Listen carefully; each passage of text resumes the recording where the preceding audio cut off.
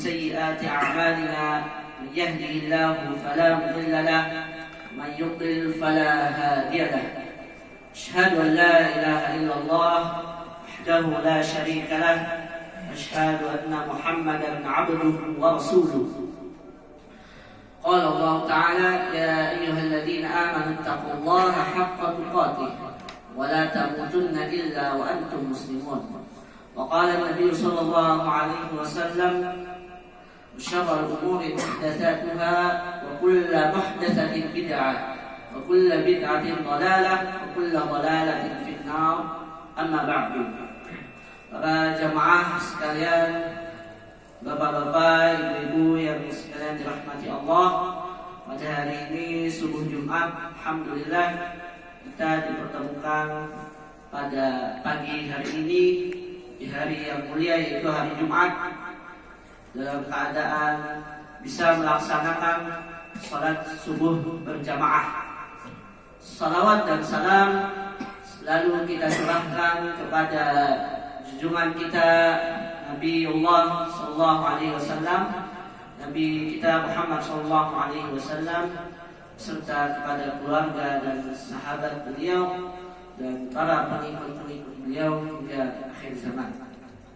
Baik para jemaah sekalian, pada pagi hari ini kita akan membersamai suatu hadis yang dimana hadis ini diriwayatkan oleh Imam Muslim rahimahullahu taala عن ابن مسعود رضي الله عنه أن النبي صلى الله عليه وسلم قال هلك المتنطعون قالها ثلاثا رواه مسلم. Dari Ibnu Mas'ud radhiyallahu anhu mengatakan bahwasanya Nabi sallallahu alaihi wasallam bersabda, halakal mutanatti'un, celakalah orang yang berlebihan. Qalaha thalathan, dan Nabi sallallahu alaihi wasallam mengatakan hadis tersebut sampai 3 kali. Halakal mutanatti'un, halakal mutanatti'un, halakal mutanatti'un. Celakalah orang-orang yang berlebihan. Maksud dari hadis ini adalah orang yang berlebihan, yaitu adalah orang-orang yang bersikap gulu terhadap agama Islam, yaitu orang-orang yang berlebihan di dalam agama Islam. Al-mutanatti'un adalah maknanya adalah al-muta'ammiqun al-mutasyaddidun fi ghairi mawdu'ihi, yaitu adalah orang-orang yang berlebihan, orang-orang yang bersikap keras atau orang-orang yang ekstrim bukan pada tempatnya. Maksud dalam berlebih-lebihan di dalam hadis ini adalah ulun berikan contoh kepada pihak semua, yaitu yang pertama yang hari ini dilakukan oleh kaum Syiah, yaitu pada hari Asyura pada tanggal 10 dari bulan Allah, yaitu bulan Muharram, yaitu mereka dengan mengenang kematian Husain bin Ali radhiyallahu anhu, ya itu adalah pada di saat hari Karbala, di tanah Karbala sana di Irak. Yaitu yang pertama, mereka memang mengidolakan Ahlul Bait, yaitu keluarga Nabi sallallahu alaihi wasallam, akan tetapi dengan secara berlebih-lebihan, yaitu pada saat hari 10 Muharram, yaitu saat kematian Husain bin Ali radhiyallahu anhu, yaitu saat terbunuhnya Husain radhiyallahu anhu, maka mereka mukul-mukul badan mereka, mereka menyakiti diri mereka sendiri, mereka melukai diri mereka sendiri. Itulah kelakuan orang Syiah di dunia ini. Kemudian juga mereka meyakini bahwasanya tanah dari kota Karbala itu memberikan berkah. Dan jelas memang ini adalah kesyirikan kepada Allah Subhanahu wa taala. Sebab meminta berkah hanya kepada Allah Azza wa Jalla. Yang kedua, yang dilakukan oleh masyarakat kita sekarang, yaitu mereka melakukan hulu terhadap guru-guru mereka, terhadap orang-orang yang saleh, yang dimana mereka mengagungkan orang-orang saleh itu dengan berlebihan. Contohnya, mereka menundukkan atau membungkukkan badan saat lewat di depan orang yang lebih tua ataupun lewat di hadapan orang-orang yang berilmu. Kemudian saliman yang bolak-balik, dan jelas tidak ada dasarnya di dalam agama. Membungkukkan badan tidak layak kepada manusia. Kita menghormati orang-orang yang alim, orang-orang yang berilmu dengan sewajarnya, dengan sebatas manusia. Menundukkan diri hanya kepada Allah Azza wa Jalla. Kemudian dengan mereka, saat orang saleh ini meninggal, mereka membangun kubur-kubur mereka, beribadah di kubur-kubur mereka. Yaitu jelas ini salah satu kesyirikan kepada Allah Azza wa Jalla. Karena kuburan itu tidak berhak untuk diibadahi. Mereka meyakini bahwasanya mayit yang di dalam kubur, yaitu orang-orang yang saleh yang sudah meninggal, mereka meyakini bisa mengabulkan doa-doa mereka. Padahal yang bisa mengabulkan doa adalah Allah. Yang hanya berhak dimintai adalah Allah Azza wa Jalla. Maka mereka beristi'adah atau meminta tolong yang salah. Maka ini adalah termasuk dari bagian syirkul akbar, yaitu syirik yang besar. Dan kemudian mereka mempunyai tawakkul sir. Tawakal itu memiliki macam-macam. Yang menjadi pembahasan kita pada pagi hari ini yaitu tawakkul sir, yaitu tawakal yang sifatnya tersembunyi. Yaitu misal seseorang meyakini bahwasanya seorang wali ataupun seorang mayit itu mempunyai kemampuan dalam menciptakan alam semesta, mengatur alam semesta, kemudian bisa mengijabah doa. Maka jelas keyakinan ini masuk dalam syirkul akbar, yaitu syirik yang besar. Allah Subhanahu wa taala berfirman di dalam surah Al-Baqarah ayat 21 dan 22, A'udzubillahi minasyaitonir rajim. Ya ayyuhan nasu u'budu rabbakumul ladzi khalaqakum walladzina min qablikum la'allakum tattaqun.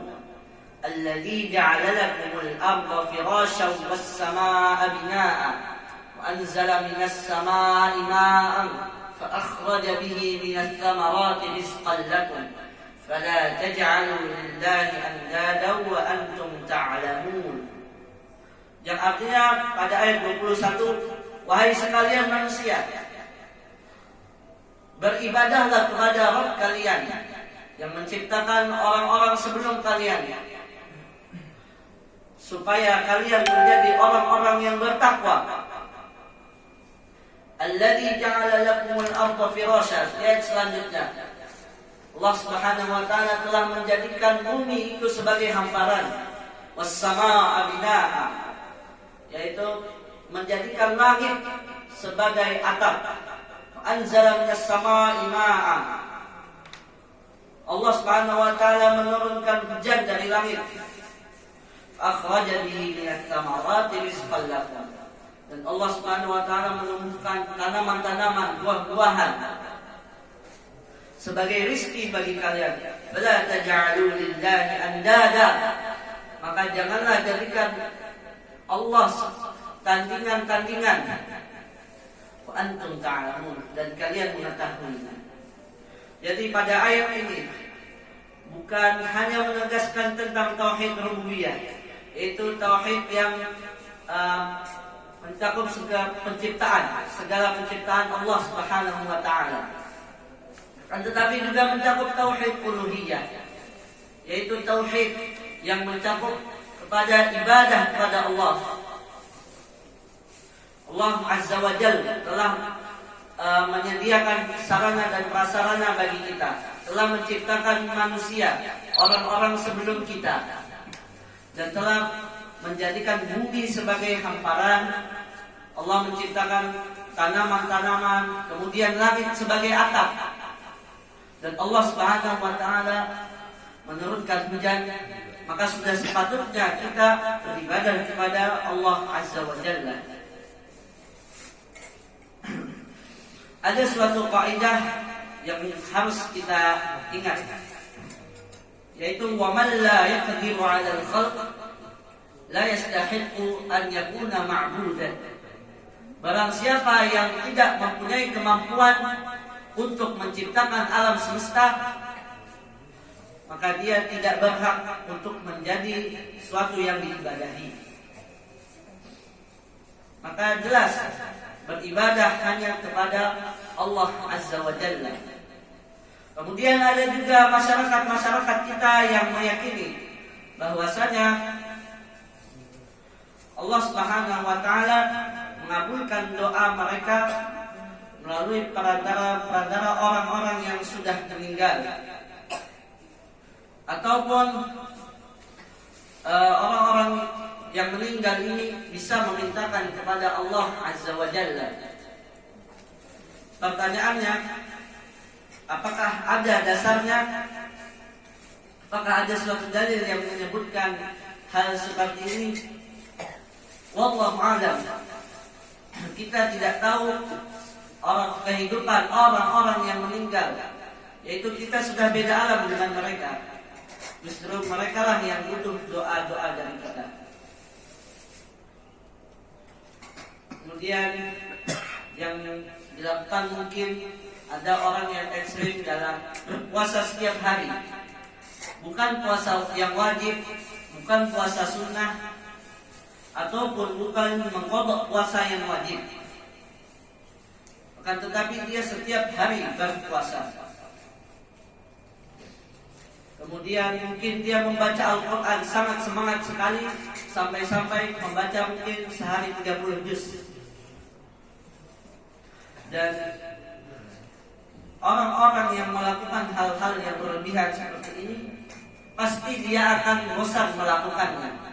Seperti mungkin membaca Al-Quran 30 juz setiap hari mungkin. Lama-lama dia akan bosan dalam melakukan hal tersebut. Perbuatan tersebut akan mengalahkannya. Dan dulu para jamaah sekalian bisa mengantarkan kepada kebinasaan, bahkan mungkin kepada kesyirikan.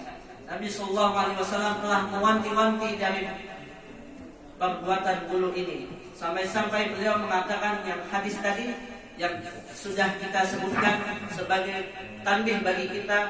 Beliau mengatakan sebanyak 3 kali. Itu sebagai tanbih atau peringatan untuk kita semua. Nabi SAW bersabda dalam hadis yang lain, "Iyyakum wal ghulu, innama ahlaka man kana qablakum al ghulu." Jauhilah dari kalian perbuatan ghulu, karena sesungguhnya orang-orang yang terdahulu binasa disebabkan ghulu. Itu contohnya kaum Nabi Nuh. Itu mereka berbuat ghulu kepada orang-orang yang saleh. Kemudian orang-orang saleh tersebut meninggal, dan kemudian mereka membuat patung-patung yang serupa dengan mereka. Kemudian sampai ke titik penyembahan kepada orang-orang saleh tersebut. Kemudian yang ketiga yang dilakukan oleh kaum Khawarij. Syekh Shalih Al-Fauzan hafizallahu taala, yaitu ulama Madinah Al-Munawwarah, mufti Arab Saudi, pernah ditanya, orang yang suka mengkafirkan hakim atau penguasa dan memprovokasi kaum muslimin untuk memberontak penguasa, mereka apakah termasuk dalam kategori Khawarij? Beliau menjawab, inilah madhab atau pemahaman Khawarij, yaitu ketika dia memandang bolehnya memberontak kepada penguasa kaum muslimin, dan lebih parah lagi dari itu, mereka sampai mengkafirkan penguasa kaum muslimin. Maka ini jelas termasuk manhaj Khawarij. Itu kaum Khawarij yang mereka keluar dari ketaatan kepada penguasa, yang mereka berlebihan, yaitu mereka memberontak para penguasa, menumpahkan darah. Itu sampai-sampai disebutkan mereka sampai-sampai mengkafirkan penguasa. Banyak sekali nusus, yaitu dalil-dalil yang menyatakan kita untuk taat kepada para penguasa. Contohnya yaitu di dalam Al-Quran surah An-Nisa ayat 56. A'udzu billahi minasyaitonir rajim. Ya ayyuhalladzina amanu athi'u Allah wa athi'ur rasul wa ulil amri minkum. Wahai orang-orang yang beriman, taatlah kalian kepada Allah Subhanahu wa taala, kemudian kepada rasul kalian, dan kemudian kepada para ulil amri atau kepada para hakim, para penguasa.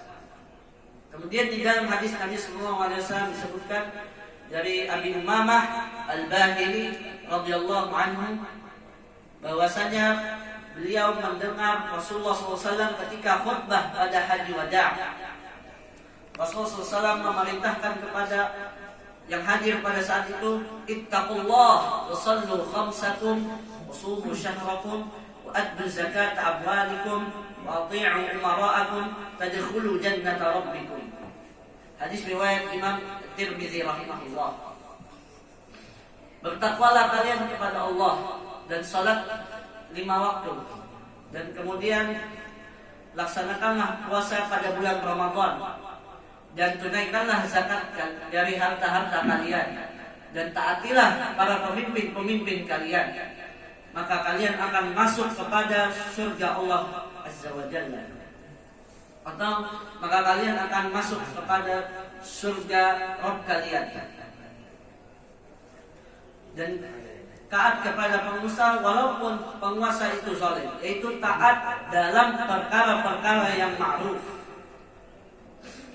Akan tetapi kalau taat kepada hal-hal atau perintah yang menyuruh itu kepada maksiat, maka itu tidak boleh untuk kita taati.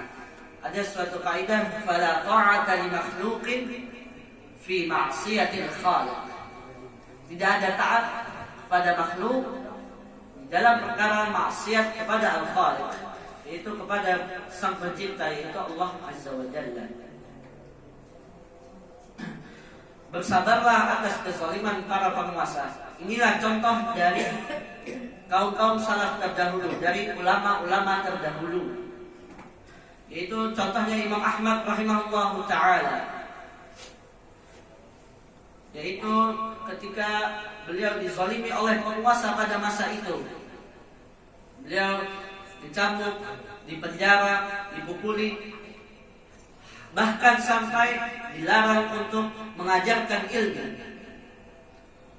Dan kemudian murid-murid beliau datang dan mengatakan kepada beliau untuk memberontak kepada penguasa. Wahai imam, ayo kita keluar untuk memberontak penguasa kita sekarang ini. Kata Imam Ahmad melarang mereka, jangan, bersabarlah atas kezaliman para penguasa yang zalim. Dan akhirnya Allah Subhanahu wa taala memberikan akhir yang manis kepada Imam Ahmad rahimahullahu taala. Dan Imam Hasan Al-Basri mengatakan bahwa hidup ini lebih baik dengan penguasa walaupun penguasa itu zalim, daripada hidup tanpa penguasa. Karena para ulama-ulama terdahulu, para ulama-ulama salaf paham bahwa walaupun penguasa itu zalim, akan tetapi mafsadat atau kerusakannya lebih ringan daripada hidup tanpa penguasa. Dan salah satu kaidah yang dipahami oleh ulama-ulama salaf terdahulu yaitu adalah taat kepada penguasa walaupun zalim dalam perkara-perkara yang ma'ruf akan menciptakan amannya negeri ini. kedamaian negeri ini, menjaga keamanan negeri ini. Dan ketika sudah tidak ada lagi taat kepada penguasa dalam perkara yang ma'ruf, maka mudah bagi musuh-musuh Allah untuk menyebarkan fitnah, untuk menguasai negeri-negeri kaum muslimin. Allah Ta'ala berfirman di dalam Al-Quran surah An-Nisa, wa idza ja'ahum amrun minal amni awil khawfi ada'u bih. Dan ketika datang kepada mereka suatu berita tentang keamanan ataupun ketakutan, mereka langsung menyiarkannya. Itu maksudnya di dalam ayat ini adalah orang-orang munafik, yang mana mereka ingin sekali menguasai negeri-negeri kaum muslimin, yang mana dengan itu mereka menyebarkan benih-benih fitnah untuk menguasai negeri kaum muslimin. Dan kemudian para jamaah sekalian, mari kita tinggalkan perbuatan buruk ini. Sesungguhnya para jamaah sekalian, agama Islam itu agama yang mudah, bukan agama yang susah, bukan agama yang bermudah-mudahan. Di dalam hadis Nabi SAW menyebutkan, Inna dina Islam, sesungguhnya agama Islam itu mudah. Dengan rahmat Allah, Allah Subhanahu wa Ta'ala memudahkan agama ini untuk dipahami, untuk dipelajari, dan kemudian untuk diamalkan. Syekh Hisham At-Tahiri hafizahullah Ta'ala mengatakan bahwasanya pemahaman yang benar atau akidah yang benar mudah dipahami untuk orang yang mengembala kambing ataupun ustadz atau dokter di perguruan tinggi. Bukti dari agama Islam itu mudah, yaitu Allah Ta'ala memberikan rukhsah kepada kita yang pada para musafir untuk menjamak dan mengqashar salat. Kemudian untuk bagi yang tidak mampu melakukan puasa pada bulan Ramadan karena dia sakit ataupun pada saat dia musafir, Allah Subhanahu wa Ta'ala memberikan kemudahan untuk qada pada hari-hari yang lain. Dan rukhsah itu adalah sedekah dari Allah Azza wa Jalla. Berlebihan pun bisa dilakukan di dalam ucapan. Contohnya misalkan ada hadis yang sahih yang menyatakan bahwasanya hati Bani Adam itu ada pada jari-jari Allah Azza wa Jalla. Rasulullah SAW bersabda, Inna quluba Bani Adam kullaha baina isba'ain min asabi'ir rahman yusarrifuhu haitsu yasha. Sesungguhnya hati anak Adam itu ada di antara jari jemarinya Allah Azza wa Jalla. Allah Subhanahu wa Ta'ala membolak-balikannya sesuai yang Dia kehendaki. Maka orang-orang ini datang, akhirnya mencari-cari bagaimana jari Allah itu, apakah mempunyai luas dan berapa luasnya itu. Dan ini orang yang kurang tahu ya. Bantahannya ini adalah kita dilarang untuk bertanya-tanya tentang fisiknya Allah Subhanahu wa Ta'ala, bagaimana jarinya, bagaimana. Kata Imam Ahmad rahimahullah ta'ala, al-imanu bihi wajib was-su'alu anhu bid'ah. Mengimaninya wajib, akan tetapi bertanya tentang itu maka ini adalah suatu perbuatan bid'ah. Maka kita cukup mengimani saja, karena kita tidak bisa membayangkan bagaimana jari jemarinya Allah, apakah punya ruas atau tidak. Bantahannya laisa kamitslihi syai', bukan seperti makhluknya. Sudah, jangan bertanya-tanya lagi. Dan ini adalah perkara yang gaib, Allahu a'lam. Hanya Allah Subhanahu wa Ta'ala yang mengetahui perkara tersebut. Ini yang mungkin cukup saya sampaikan. Salah dan khilaf mohon dimaafkan. Kita tutup. Subhanallahumma wa bihamdika asyhadu an la ilaha illa anta astaghfiruka wa atubu ilaik. Assalamualaikum